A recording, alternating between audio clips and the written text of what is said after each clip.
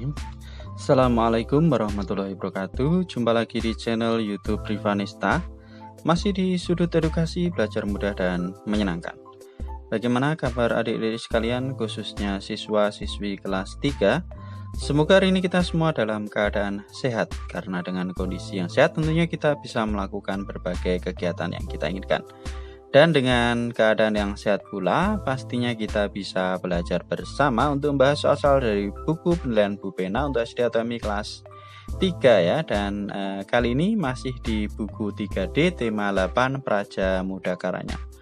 Sebelum kita bahas, saya juga mengucapkan selamat menunaikan ibadah puasa bagi adik-adik sekalian yang beragama Islam. Semoga puasa kita hari ini mendapatkan pahala dan diterima oleh Allah Subhanahu wa taala. Oke adik-adik sekalian, untuk kali ini akan kita bahas di tema 8, subtema 4, pendamping pembelajaran 6. Jadi yang masih ketinggalan bahasan sebelumnya bisa dilihat di playlist Bu Pena kelas 3. Oke, langsung saja kita ke pendamping pembelajaran 6 di halaman 186 ya. Ini dibahas untuk muatan bahasa Indonesia ini menjelaskan posisi suatu tempat pada denah ya. Jadi tentunya apabila kita ingin pergi ke suatu tempat yang belum pernah dikunjungi, alangkah baiknya kalau kita bisa membaca denah ya, untuk mempermudah kita dalam mengetahui tempat yang akan kita tuju. Nah, ini langsung saja di sini ayo berlatih, ada gambar sebuah denah. Nah, dari denah ini kita diminta untuk menuliskan 5 kalimat petunjuk ya, agar Bayu sampai di sekolah sesuai denah yang ada di atas ya. Kita lihat di sini. Nah, ini adalah rumah Bayu ya. Kemudian yang akan dituju adalah di sini sekolah. Nah, jangan lupa untuk selalu melihat arah mata angin ya, yang mana yang ke atas itu utara, ke selatan, kemudian di sini adalah ke arah timur, sini ke arah barat. Oke ya. Jadi untuk mencapai sekolah ya, Bayu bisa melewati jalan Jalak ya, kemudian melewati jalan Camar, berbelok ke kanan menuju jalan Elang, dan sekolah Bayu ada di jalan Cendrawasih ya.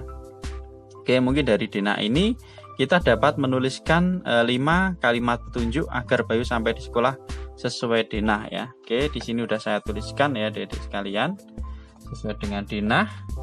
Oke. Nah, ini ada 5 kalimat petunjuk.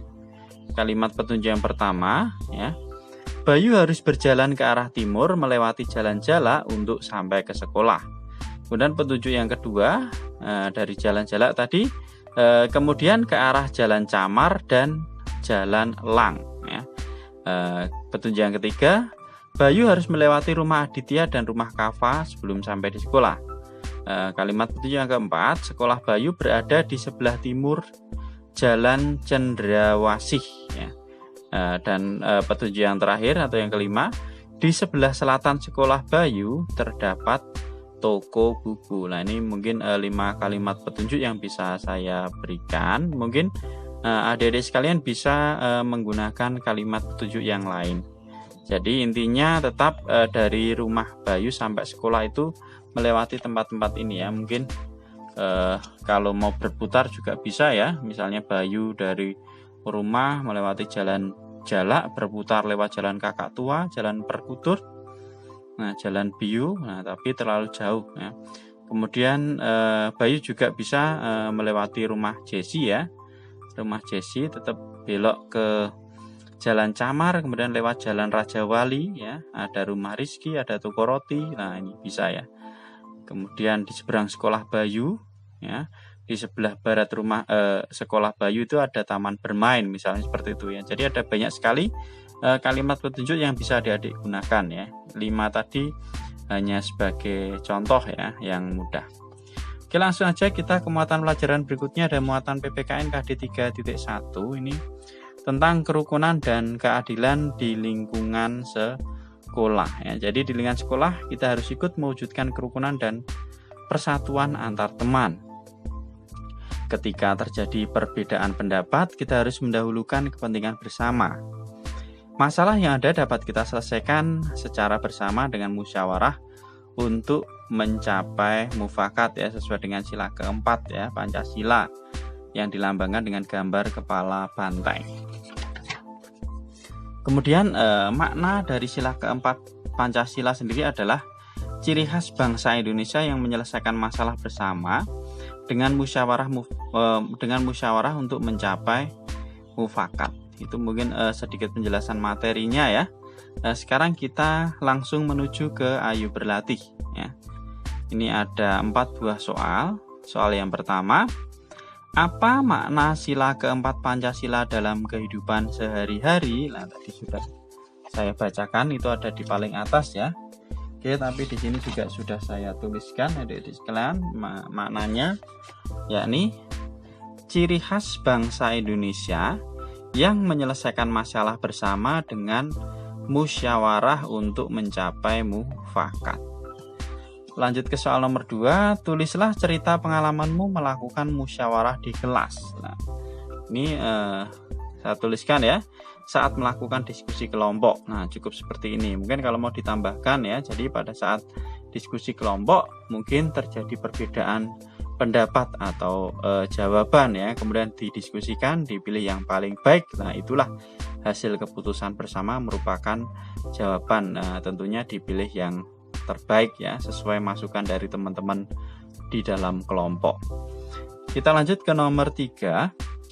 Mewujudkan rasa keadilan di lingkungan masyarakat merupakan pengamalan sila kelima Pancasila. Bagaimana penerapannya dalam kehidupan sehari-hari? Nah, oke. Yang nomor 3, nah ini saya tuliskan ada 3 ya. Yang pertama, menghormati hak orang lain. Yang kedua, menghargai hasil karya teman. Dan yang ketiga, menjaga keseimbangan antara hak dan kewajiban. Soal yang terakhir nomor 4, tulislah pengalamanmu melaksanakan kewajibanmu di sekolah. Hak apakah yang kamu miliki sebagai pelajar di sekolah? Oke.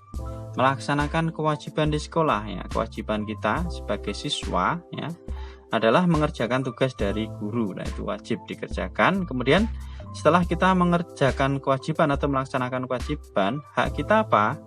Haknya adalah mendapatkan nilai dari guru. Jadi kewajiban adalah mengerjakan tugas dari guru, sedangkan haknya mendapat nilai dari guru. Itu hak dan kewajiban kita sebagai siswa ya. Oke, untuk muatan pelajaran PKN sudah kita bahas. Sekarang di sini ada keterampilan kinerja praktek ya, jadi bisa didiskusikan pengalamannya bersama anggota kelompok ya.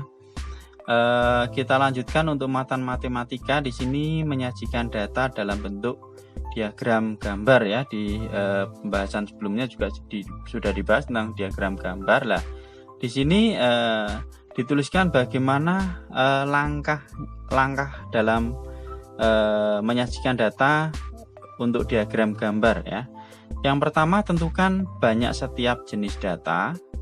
Yang kedua, tentukan gambar yang sesuai dengan mewakili data ya, sesuai untuk mewakili data, misalnya gambar buah atau gambar apa ya, sesuai data yang diambil. Kemudian tentukan banyak data yang akan diwakili setiap gambar. Dan yang keempat, sajikan diagram gambar sesuai data. Oke, kita lihat contohnya aja adik-adik sekalian ya. Jadi ini ada data banyaknya origami yang terkumpul setiap regu pramuka, terlihat pada tabel berikut ya. Ini ada regu melati, mawar, dan tulip. Kemudian banyak origami yang terkumpul. Untuk regu melati ada 15 buah, mawar ada 6 buah, dan tulip ada 9 buah. Nah, kemudian bagaimana cara menyajikannya dalam bentuk diagram gambar lah ini. Diagram gambar yang tepat dari data pada tabel tersebut dapat dibuat dengan satu gambar ini ya, gambar origami ini mewakili 3 buah origami. Nah, maka untuk regu melati tadi karena dia mengumpulkannya adalah 15, maka satu gambar mewakili 3 buah origami, maka di sini kita gambarkan ada 5 ya, 5 kali 3 itu adalah 15. Jadi 3 tambah 3 tambah 3 tambah 3 tambah 3. Jadinya regu melati mengumpulkan 15, dengan regu mawar ya tadi 6, maka kita gambarkan hanya 2 karena satu gambar mewakili 3 ya. 3 kali 2 berarti 6, 3 tambah 3 ya. Kemudian tulip tadi 9, maka gambarnya hanya ada 3 ya. 3 tambah 3 tambah 3 9. Itu karena satu gambar mewakili 3 buah origami. Oke. Sekarang kita ke Ayo Berlatih ya. Perhatikan data banyak siswa kelas 1 sampai 4 yang mengikuti lomba menggambar berikut ya. Jadi kelas 1 yang mengikuti lomba ada 15 siswa, kelas 2 ada 25 siswa, kelas 3 ada 20 siswa, dan kelas 4 ada 20 siswa. Lengkapilah diagram berikut sesuai data di atas. Gunakan gambar nih ya, gambar smile untuk mewakili 5 siswa. Jadi satu smile ini mewakili 5 siswa. Maka kalau 15 siswa berarti kita gambarkan 3 ya, karena ini 5 tambah 5 tambah 5 15. Jadi satu gambar smile ini mewakili 5 siswa. Berarti kita gambarkan cukup ada 3 smile. Kemudian kelas 2 ada 25. Berarti ini 5 tambah 5 tambah 5 tambah 5 tambah 5 25 ya. Jadi ada 5 buah smile yang kita gambar. Kemudian untuk kelas 3 karena ada 20 berarti hanya ada 4 ya. 1 2 3 4 ya, berarti 5 tambah 5 tambah 5 tambah 5 ini 20. Demikian juga kelas 4 ya, kita gambarkan 4 buah smile juga karena jumlahnya ada 20 ya. Seperti ini adik-adik, tadi ini kosong jadi kita tugasnya hanya mengisi gambar. Nah, jadi untuk kelas 1 ada 3, kelas 2-nya ada 5, kelas 3-nya ada 4 smile, dan kelas 4-nya juga ada 4 smile. Itu ya adik-adik sekalian untuk matematika. Dan untuk keterampilan proyek ini bisa dikerjakan sendiri ya, karena disesuaikan dengan buah kesukaan. Nah, buah kesukaan adik-adik itu apa aja ya. Kemudian untuk yang penugasan juga sama, kita diminta untuk mencari denah lokasi tempat wisata ya. Kemudian suruh menempelkan di buku tugas dan memberikan informasi ya. Mungkin adik-adik bisa dicari ya. Biasanya kalau kita ke tempat wisata itu ada peta atau denah wisatanya ya. Misalnya ke kebun binatang ya, ke taman safari itu juga ada tuh, ke mana ya. Biasanya tempat-tempat supaya kita lebih mudah dalam menemukan lokasi yang kita tuju ya. Oke, mungkin ini ya untuk pendamping pembelajaran 6. Untuk latihan soal subtema 4 kita bahas di video berikutnya ya. Terima kasih sudah meluangkan waktu untuk belajar bersama. Mohon maaf bila ada kekurangan. Silahkan pertanyaan atau saran bisa dituliskan di kolom komentar untuk kita diskusikan bersama-sama. Dan yang masih ketinggalan bahasan sebelumnya bisa dilihat di playlist Bu Pena kelas 3. Saya rasa cukup sekian dan terima kasih. Saya akhiri. Assalamualaikum warahmatullahi wabarakatuh.